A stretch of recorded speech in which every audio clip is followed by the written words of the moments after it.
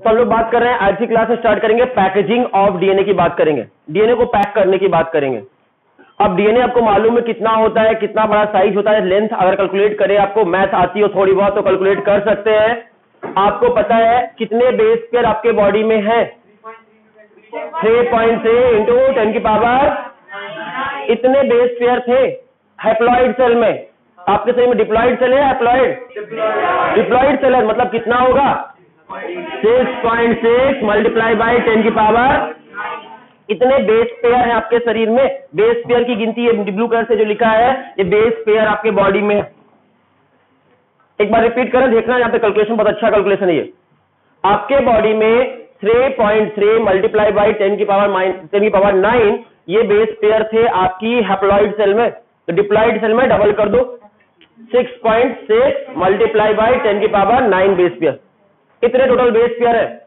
अब याद करो लास्ट क्लास को, एक बेस पेयर से दूसरे बेस पेयर के बीच की डिस्टेंस कितनी थी, 3.4 एंगस्ट्रॉन। और अगर 3 एंगस्ट्रॉन बोल रहे हैं, 3.4 एंगस्ट्रॉन बोल सकते हो, या मल्टीप्लाई कर देते हैं 3.4 एंगस्ट्रॉन से। एंगस्ट्रॉन को अगर हम कन्वर्ट करें नैनोमीटर तो कितना हो जाएगा, चाहे ऐसा लिखो तो भी सही है, इसको ऐसे नैनोमीटर में लिखे तो 0.34 नैनोमीटर ऐसे भी लिख सकते हैं। अगर मीटर में लिखना है, क्योंकि ये बेस पेयर है ना, तो मीटर में कैलकुलेट करना है हमको, तो मीटर में कितने मीटर हो जाएगा, तो 3.4 मल्टीप्लाई बाई 10 की पावर -9 ये आएगा। देख लो, कैलकुलेशन कर लो। 3 और थोड़ा, हाँ एक सेकंड रुक जाओ, जोड़ते हैं। एक सेकंड सही कह रहे हो आप, ठीक है। तो इसको इसी को कम कर देते हैं, एक सेकंड, क्योंकि 9 बैलेंस करना चाह रहे हैं, हम बैलेंस करना चाह रहे हैं, इसलिए ऐसा करें। 0.34 10 की पावर -9 ये कैलकुलेशन लिख सकते हैं। मीटर में लिखना चाह रहे तो तीनों चीज सेम लिखा हुआ है, ये एंगस्ट्रॉन में है, ये नैनोमीटर में है और ये मीटर में है। कोई दिक्कत यहां पर? तो हमने नैनोमीटर पे डाटा नहीं लिखते हैं, एंगस्ट्रॉन डाटा नहीं लिखते हैं, हम मीटर पे लिखते हैं। तो मीटर पे लिखना है हमको, तो हम लिखेंगे 6.6 मल्टीप्लाई बाई 10 की power 9 multiply by 0.34 multiply by 10 की पावर -9। ऐसा क्यों किया हमने, आपको मालूम चल गया। यहां से यहां तक बेस पेयर की गिनती है, इतने बेस पेयर आपकी एक सेल में है, और एक बेस पेयर से दूसरे बेस पेयर के बीच का डिस्टेंस इतना है। तो टोटल एक डीएनए की लंबाई आपको मालूम चल जाएगी, डीएनए कितना लंबा होता है आपको कैलकुलेट करना है, तो आप इस फॉर्मूले से कैलकुलेट कर सकते हो। कोई दिक्कत? इतना कैलकुलेशन हमने कर डाला। कैलकुलेशन कर लो, 10 की पावर 9 को 10 की पावर 9 से काट दो, प्लस में है एक माइनस में है, इसलिए मैं -9 ही लाया वहां पर, ठीक है, जानबूझ के कट गया। तो ये कैलकुलेशन थोड़ा सा आसान हो गया, कैलकुलेशन बड़ा सिंपल सा हो गया। इतना सा कैलकुलेशन करना है आपको, तो आप कर लो। 2.24 समथिंग कुछ आएगा डाटा, 2.244 ये डाटा आएगा एग्जैक्टली, 2.244 डाटा आएगा आपका। ये देख सकते हो कितने, किसमें है, मीटर में है, नैनोमीटर में, एंगस्ट्रॉन में, ये मीटर यूनिट होगी इसकी। तो आपके बॉडी की एक सेल के अंदर कितना डीएनए होता है, कितना लंबा डीएनए, 2.224 मीटर। इतना बड़ा याद करने मुश्किल हो रहा है, इतना याद कर ले, 2.2 मीटर, 2.2 मीटर होता है। कैलकुलेशन के बाद आया, ये डायरेक्टली रट्टा मारा था आपने, कैलकुलेट करके आज सीख लिया। कैसे कैलकुलेट किया, आपके बॉडी में नंबर ऑफ बेस पेयर गिन लिए हमने, कितने हैं, 6.6 मल्टीप्लाई बाई 10 की पावर 9 इतने बेस पेयर है आपके बॉडी में। और आपकी बॉडी में इतने बेस पेयर है, और एक बेस पेयर से दूसरे बेस पेयर की डिस्टेंस आपको पता है कितनी है, 3.4 एंगस्ट्रॉन, ठीक है। 3.4 एंगस्ट्रॉन को नैनोमीटर में लिखेंगे, तो नैनोमीटर में लिखकर हमने कैलकुलेट कर दिया, आपको डिस्टेंस मिल गई 2.2 नैनोमीटर। 1 मीटर कितना बड़ा होता है, इतना बड़ा 1 मीटर होता है। 1 मीटर की साइज इतनी बड़ी है, 2.2 नैनोमीटर आपकी पूरी लेंथ, आपकी साइज, इतनी हाइट भी नहीं होगी आपकी, लगभग आपकी एक हाइट, एक इंसान की जितनी बड़ी हाइट होती है, लगभग उतना हाइट, उतना से भी ज्यादा एक डीएनए की हाइट है। एक सेल के अंदर भरा हुआ, एक न्यूक्लियस के अंदर भरा हुआ इतना लंबा डीएनए, 2.2 मीटर डीएनए कहां रखा हुआ है, एक न्यूक्लियस के अंदर। सोचो एक इंसान के अंदर कितनी सारी सेल, हर सेल का साइज कितना छोटा होता है, सेल के अंदर न्यूक्लियस का साइज सोचो, और उतने छोटे से न्यूक्लियस के अंदर 2.2 मीटर लंबा डीएनए भरा हुआ है अंदर में। कैसे भरा हुआ होगा? इतना लंबा लंबा 2 बार एक सेल के अंदर। सेल का साइज आपको पता, न्यूक्लियस का साइज पता है आपको? कितना होता है? बहुत छोटा होता है, लिखा भी आपकी बुक में। एक टिपिकल न्यूक्लियस की साइज अगर माने 10 की पावर -6 मीटर होती है, इतनी छोटी होती है एक न्यूक्लियस की साइज। और इतने छोटे से न्यूक्लियस के अंदर कैसे रखेंगे इतने बड़े डीएनए को? तो कॉइल करके रखेंगे, हाईली कॉइल करके रखेंगे। अब कॉइलिंग कैसे कैसे होती है एक एक करके स्टेप बाय स्टेप पढ़ेंगे, कुछ समझ में आएगा, कुछ नई चीजें सीखने मिल सकती हैं। इतना समझ में आ गया? कैलकुलेशन 2.2 मीटर, जिसको ज्यादा समझ में नहीं आया और रट्टा मार ले, एक ह्यूमन की सेल के अंदर 2.2 मीटर लंबा डीएनए होता है। जिसको कैलकुलेशन समझना था समझाने की कोशिश की मैंने, जिसको नहीं समझने की इच्छा है सीधे याद कर लें कि एक सेल के अंदर इतना लंबा डीएनए होता है, 2.2 मीटर लॉन्ग। अब इस डीएनए को छोटी सी सेल के अंदर घुसाना है, कैसे घुसाएंगे? इतनी छोटी सी सेल, उसके अंदर इतना छोटा सा न्यूक्लियस और इतना बड़ा डीएनए। तो याद करते हैं, आपको इस काम में एक प्रोटीन मदद करता है, प्रोटीन का नाम है हिस्टोन प्रोटीन।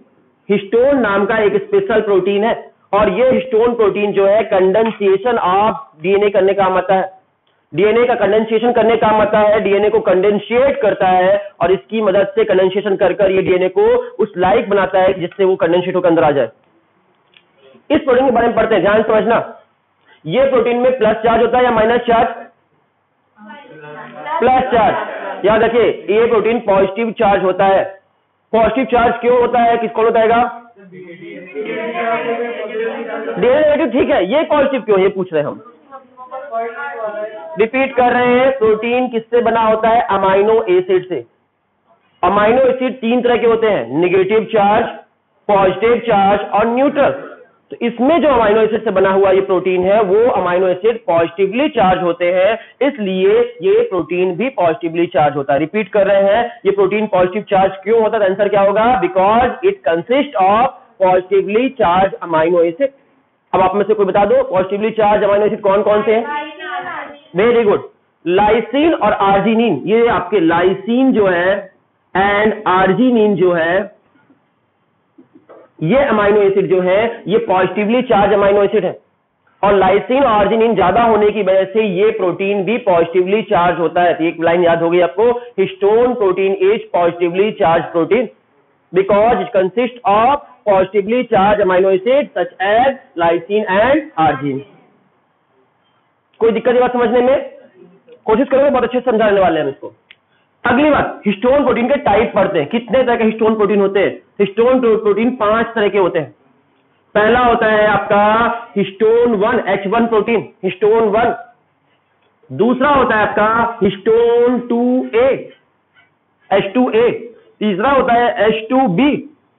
चौथा होता है H3 और पांचवा होता है H4। ये 5 तरह के होते हैं, H1, H3, H4 सीधे सीधे है। H2 के 2 टाइप है, A और B। टोटल कितने तरह के प्रोटीन होगा हिस्टोन प्रोटीन? हाँ, कंपोजिशन अलग अलग होता है अमाइनो एसिड का, उसके बेसिस पे इसको अलग अलग कहा गया है। हिस्टोन प्रोटीन लाइसिन और आर्जिनिन का कंसंट्रेशन और डिफरेंट अमाइनो एसिड के कंसंट्रेशन से इनका डिफरेंशिएट कर दिया गया है। ठीक है, उतना डिटेल में पढ़ने की जरूरत नहीं है, पढ़ना होगा तो बायोमोलिक्यूल्स में बता देंगे जब पढ़ाया जाएगा कोई भी। H1, H2A, H2B, H3 और H4 4 तरह के हिस्टोन प्रोटीन होते हैं टोटल। चलेगा? 5 तरह के हिस्टोन प्रोटीन है। इन 5 तरह के हिस्टोन प्रोटीन मिलकर आपका बाइंडिंग करने का काम करते हैं, डीएनए का रैपिंग करने का काम ये 5 लोग मिलकर करते हैं। कैसे करते हैं देखना। पहली बात, डीएनए में कौन सा चार्ज होता है? Negative charge. और प्रोटीन में पॉजिटिव चार्ज है, डीएनए में नेगेटिव चार्ज है। क्या हुआ बच्चा, समझ में आ रहा? डीएनए में नेगेटिव चार्ज होता है, प्रोटीन में पॉजिटिव चार्ज होता है। दोनों के डिफरेंट चार्ज है, और डिफरेंट चार्जेस को अट्रैक्ट करेंगे या रिफ्लेक्ट करेंगे? अट्रैक्ट करेंगे। और लेकिन अट्रैक्शन के लिए क्या होगा? देखो समझना, आपके पास एक लंबा सा धागा है, बहुत बड़ा सा धागा, और उतने लंबे से धागे को आपको रखना है कहीं पर। कैसे रखते हो बताओ? बड़ा सा धागा आप कैसे रखते हो अपने घर पे? आप एक रिंग लेते आ जाते हो और उस रिंग के चारों तरफ लपेट कर, पतंग वाला धागा देख लो, लपेट कर रख देते एक रिंग के चारों तरफ, या घर पे सूजी धागा वाला धागा देख लो, एक लाते हैं चीज, उसके चारों तरफ धागा लपेट देते हैं, इससे उलझता भी नहीं है वो, और वो रख कम जगह पे इतना लंबा धागा है। पूछे कि अगर एक धागा है यहां से लेकर के आपके पंचवटी स्क्वायर तक, इतना लंबा धागा है, क्या उसको इतनी सी डिब्बी में रख सकते हैं हम? रख सकते हैं। तो ऐसे ही हालत है, डीएनए इतना लंबा है लेकिन इतनी सी न्यूक्लियस में रख सकते हैं। कैसे रख सकते हैं? कंडेंशिएट कर प्रॉपर कंडेंसेशन करके। तो करते क्या है, बहुत सिंपल सा लॉजिक है। 8 हिस्टोन प्रोटीन, कितने हिस्टोन प्रोटीन? 8 histone protein. कौन कौन से देख लो, यहां पर गिनती याद कर लो। 2 तो ये वाले, 2 ये वाले, 2 ये वाले और 2 ये वाले, टोटल 8। कौन कौन से? 2 ये वाले, 2 ये वाले, 2 ये वाले और 2 ये वाले। कितने हुए? H2A, H2B, H3 और H4, सबके 2-2 मॉलिक्यूल्स आते हैं और ये चारों मिलकर डबल डबल आके मिले, कितने मॉलिक्यूल्स हो गए? और 8 मॉलिक्यूल्स आपस में मिल जाते हैं हिस्टोन प्रोटीन के, और 8 हिस्टोन प्रोटीन मिलकर एक राउंड गोला बना लेते हैं, ये राउंड शेप बना लेते हैं। इसके अंदर क्या क्या है? 8 चीजें से मिला है, 8 से मिला है, 4 तरह की चीजें, 2-2 ठो है। इसमें H2A है, फिर H2A है, H2B है, H2B है, H3 है, H3 है, H4 है और H4 है। ये 8 मॉलिक्यूल्स जुड़ गए आपस में, और ये 8 मॉलिक्यूल्स आपस में जुड़कर एक रिंग स्ट्रक्चर बना लेते हैं। इसे कहते हैं आपका हिस्टोन ऑक्टामर। ध्यान आप लोग का शायद नहीं भटक रहा है, थोड़ा समझ में नहीं आ रहा, आई थिंक ज्यादा हार्ड हो रहा है क्या? इसे हिस्टोन ऑक्टामर के नाम से जानते हैं। हिस्टोन ऑक्टामर कैसे बना, ये बात समझ लो, सिंपल सा लॉजिक था। Histone protein positively charge protein है because it consist of lysine and arginine amino acid. Histone protein 5 तरह के होते हैं, H1, H2A, H2B, H3 और H4। इनमें से H2A का 2 मॉलिक्यूल्स, H2B का 2 मॉलिक्यूल्स, H3 का 2 मॉलिक्यूल्स और H4 का 2 मॉलिक्यूल्स आपस में जुड़कर एक ऑक्टामर बनाते हैं और इसे हिस्टोन ऑक्टामर के नाम से जानते हैं। यहां तक समझने में दिक्कत तो नहीं हुई? इसमें आ भी रहा अच्छे से? चलो, हिस्टोन ऑक्टामर बन गया। इसमें कौन सा चार्ज होगा हिस्टोन ऑक्टामर के अंदर? पॉजिटिव चार्ज होगा। और डीएनए में कौन सा चार्ज है? नेगेटिव चार्ज है। तो इस पॉजिटिव चार्ज रिंग के चारों तरफ आकर नेगेटिव चार्ज डीएनए लिपट जाएगा, पतला सा चैन। डीएनए मालूम ना, डीएनए आपका ऐसा होता है, धागे जैसा होता है।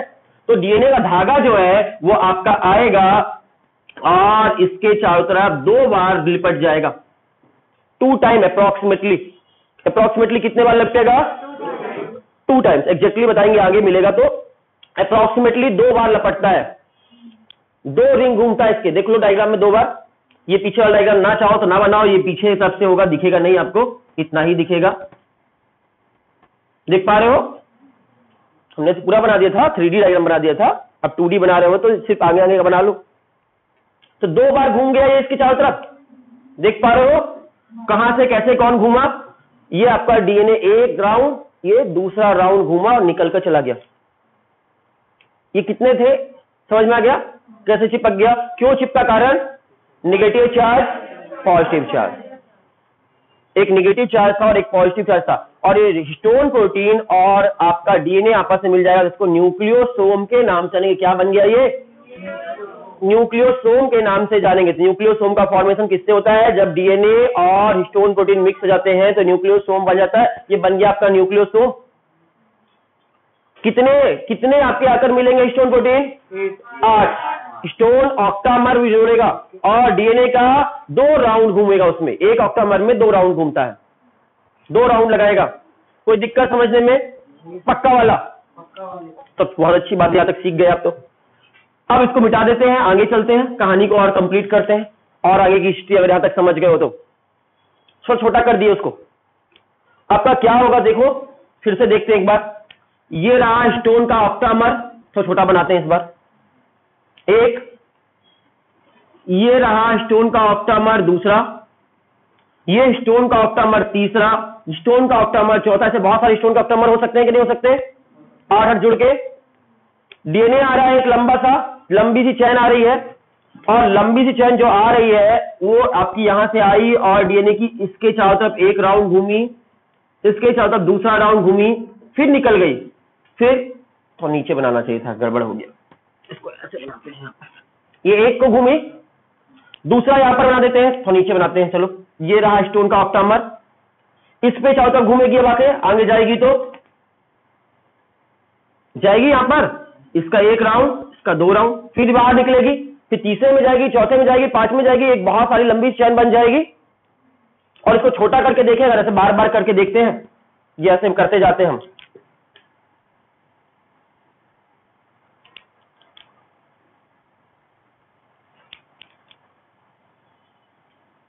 ऐसे बार बार होता जाएगा कि नहीं होता जाएगा अंदर में, और ऐसा बार बार होगा तो एक लंबी सी चैन बन जाएगी, और एक लंबी सी चैन बन जाएगी, एक लंबी सी चैन बन जाएगी। इस चैन को किस नाम से जानेंगे? अगर इसको थोड़ा छोटा करके देखो और जूम इन आउट करो, थोड़ा छोटा करोगे इसको, तो क्या कैसा डायग्राम दिख रहा है आपको? आपको डायग्राम दिख रहा है, एक धागे का डायग्राम दिख रहा है, और इस धागे में बीच में मोती लगे हुए दिख रहे हो, ऐसा डायग्राम दिख रहा है आपको। छोटा करके देखो इसी को, जैसे धागे में मोती लगे हुए हो। धागा क्या है यहाँ पर, और मोती क्या है, और ऐसा डायग्राम दिखेगा। इसके लिए वर्ड यूज किया आपके एनसीईआरटी ने, beads on string. Beads on string word use किया गया यहाँ पर। आपको ऐसा दिखाई देगा, बीड्स ऑन स्ट्रिंग जैसा डायग्राम दिखेगा। ये एक स्टोन है, दूसरा स्टोन ऑक्टामर है, तीसरा स्टोन ऑक्टामर है, चौथा स्टोन ऑक्टामर, पांचवा, ऐसे बहुत सारे स्टोन के ऑक्टामर है, और डीएनए आकर उसके चारों तरफ लपटा हुआ। तो बीड्स ऑन स्ट्रिंग जैसा डायग्राम आपको दिखाई देगा, और बीड्स ऑन स्ट्रिंग जैसा डायग्राम दिखेगा। इसे क्या नाम से जानेंगे? इसे ही हम क्रोमैटिन के नाम से जानते हैं। क्रोमैटिन सुना था आपने? सेल के अंदर, न्यूक्लियस के अंदर जो क्रोमैटिन होता है वह यही है, बीड्स ऑन स्ट्रिंग, और इसी को क्रोमैटिन के नाम से जानते हैं। क्रोमैटिन, क्रोमैटिन, क्रोमैटिन के नाम से जानते हैं। एक सेल के अंदर क्रोमैटिन जो होता है, वो क्रोमैटिन कैसे बना है ये समझने की कोशिश कर लिया होगा आपने। अगर टेंशन यहां रहा होगा तो होपफुली समझ में आ गया होगा। कोई दिक्कत लग रही है या रिपीट करना है एक बार भी? पक्का वाला? बहुत अच्छी बात है, अगर समझ गए तो बहुत अच्छी बात है। बीड्स ऑन स्ट्रिंग और क्रोमैटिन तक पहुंच गए हम। कैसे देखने पर दिखेगा? आपको आंखों से दिखेगा ये सब कुछ? किससे वजह से दिखेगा?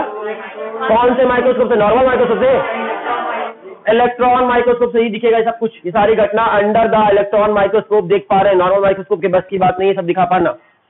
नॉर्मल माइक्रोस्कोप का मैक्सिमम लिमिट है सेल दिखा दे, सेल ऑर्गेनल्स तक नहीं दिखा पाएगा ढंग से, ठीक है? तो सेल ऑर्गेनल्स भी देखना तो आपको माइक्रोस्कोप जरूरत है, और सेल ऑर्गेनल्स के अंदर का घटना देख रहे हैं हम, तो मतलब ऑब्वियसली इलेक्ट्रॉन माइक्रोस्कोप से सब कुछ देख रहे हैं हम, अंडर द इलेक्ट्रॉन माइक्रोस्कोप।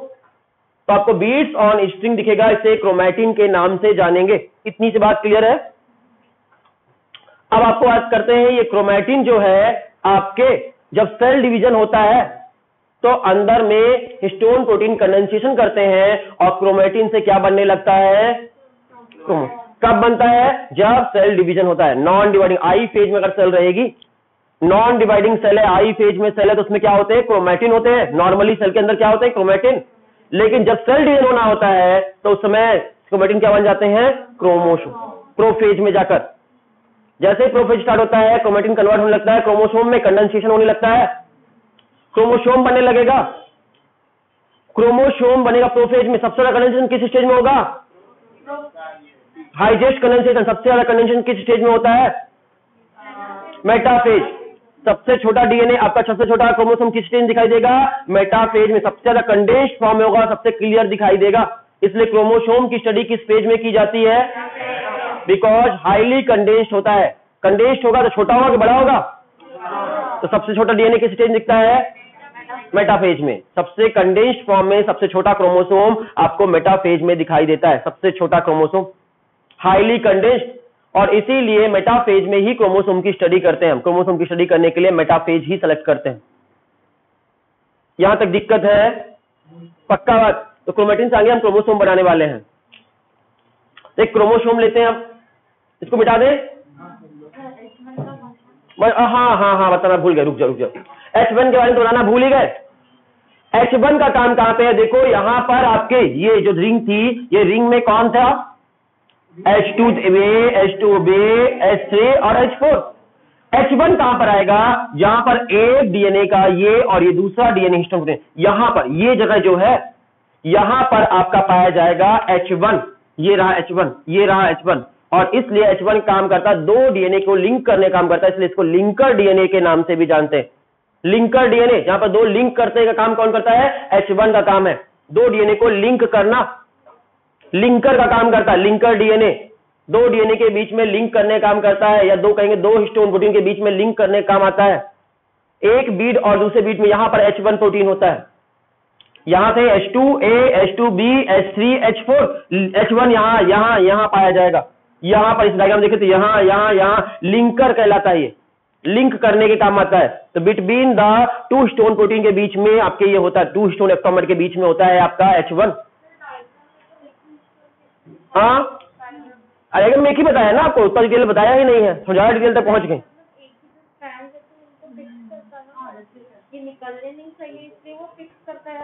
ठीक है, वो आगे बढ़ेंगे ना, आपको क्रोमैटिन बनाना दिखा रहा है ना, क्रोमैटिन भी तो बनाना है अभी हमको। उसने आपको इतना पढ़ाकर न्यूक्लियोसोम तक पढ़ाकर छोड़ दिया। आपकी बुक ने वहां पर न्यूक्लियोसोम का डायग्राम बनाया है, जो बनाया हुआ है।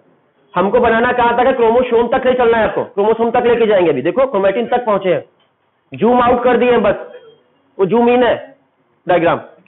और आगे देखो, अभी क्रोमैटिन तक आपने देख लिया, ये था आपका सिर्फ इतना डायग्राम एनसीईआरटी में बनाया, एक डायग्राम बस फिनिश कर दिया उसने।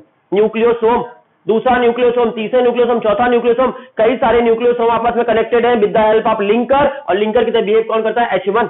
H1 का काम है लिंक करना, लिंकर डीएनए नहीं, लिंकर मॉलिक्यूल से काम करता है। लिंकर की तरह काम करता है। पूछो। आपने बोला कि H1 linker DNA, linker DNA नहीं, H1 प्रोटीन है, प्रोटीन है, लिंक में लिंक करने का काम करता है। डीएनए को लिंक कर रहा है, डायग्राम के अकॉर्डिंग तो डीएनए के दो डिफरेंट स्ट्रिंग्स को कनेक्ट करा है, दो डिफरेंट स्ट्रैंड को अपने सिंगल स्ट्रैंड पे लगाया। एक मिनट समझाओ, फिर से पूछो क्वेश्चन। फिर आपने अगर मैं ये आगे बढ़ेगा ना। हाँ, तो फिर इसको एक्सटेंड करूँ, हाँ, और इसको भी एक्सटेंड करूँ, तो आपने इसको यहाँ लगा दिया ऐसे, जबकि वो तो इन दोनों को ऐसे ज्वाइन कर रहा है ना ऐसे। आपने जो इधर लगाया है तो सिर्फ एक इस पे ऐसे। हाँ, एक पे ही लगेगा। जिसमें दो बताया ना, नहीं कर रहा है ऐसे, टाइट करके रख रहा है कि लूज ना हो जाए, स्लिप ना हो जाए ऊपर से। ओके, यहाँ पर लिंक कर दिया है, ये ऐसे चलेगा, ठीक है, चलो यहाँ पे लगा दो तुम। लिंक करने का काम करता है, बाहर में रहता है, ये बताया है, लिंक करने का, सील करने का काम करता है। यहाँ पे आपकी बुक दिखा रही है, ऐसे लिखा रही है, ये रहा स्टोन H1 इन दोनों के बीच में, ये रहा। आपकी बुक यहाँ पे दिखा रही है कि इसका ये और ये आपस में जोड़ दे रहा है, दोनों को, भागे ना ये। लेकिन पता नहीं, मुझे तो यहाँ पर हमने देखा था, चलेगा कोई बात नहीं, इसको हम लोग क्लियर कर लेंगे।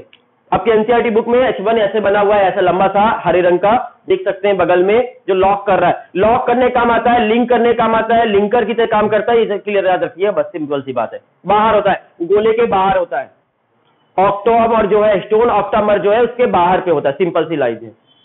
स्टोन ऑक्टामर जो है एक न्यूक्लियोसोम है, एक न्यूक्लियोसोम और दूसरे न्यूक्लियोसोम के बीच में होता है, कह सकते हो। H1 का काम मालूम जो है सील करना, सील करने का काम आता है, इसको और एक बार देख लेंगे हम लोग, आगे डिस्कस कर लेंगे H1 के बारे में। सील आउट करता है, लिंक करने का काम आता है, और ये जो